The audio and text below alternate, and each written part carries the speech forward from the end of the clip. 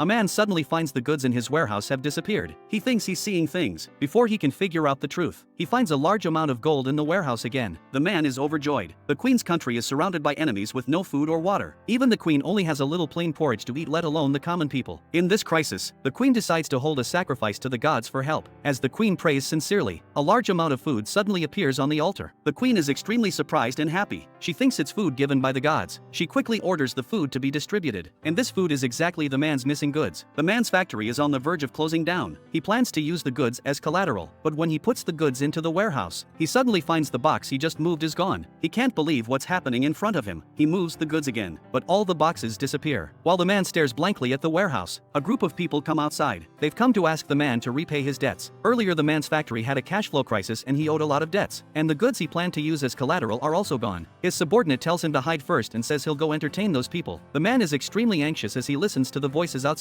At this moment, he sees a large amount of gold appear in the warehouse. It turns out this is the queen's thanks to the gods for the given goods. The man uses the gold to exchange for a large sum of money, successfully solved his debt problem. The man looks at the warehouse, thinking he wants to thank him more. Unexpectedly, he hears the queen praying from the warehouse. He learned the queen's name and the name of her country. After checking the information, the man learns she was the queen of a small country 1,000 years ago. The queen asks the man to give them water again. After hearing this, the man picks up a water pipe and starts pouring water toward the warehouse. The queen is overjoyed when she sees the continuous flow of water. The queen takes out her jade pendant as thanks. At this moment, the man learns they're at war and need weapons. The man couldn't find weapons for a while. At this time, he finds a pile of steel pipes made of iron and steel beside him. He picks up the steel pipes and puts them into the warehouse. The queen looks at the steel pipes in front of her, but these steel pipes are questioned by the ministers. The queen takes out her sword to test them. She finds the steel pipe easily breaks the sword. The queen sends the steel pipes to the battlefield. They quickly repel the enemies. The man waits anxiously for news. Later, he thinks he should take the initiative. He takes the jade pendant the queen gave him to an auction. This directly makes him a billionaire. He finds a weapons dealer and orders a large number of weapons. The man learns his order will take a week to complete. The man tells the dealer he needs some advanced ones, and after he shows sufficient sincerity, he goes to the dealer's secret warehouse. The queen's side is surrounded by enemies again, but this time what they're facing is more than just steel pipes. Facing modern weapons, they're repelled with no ability to resist.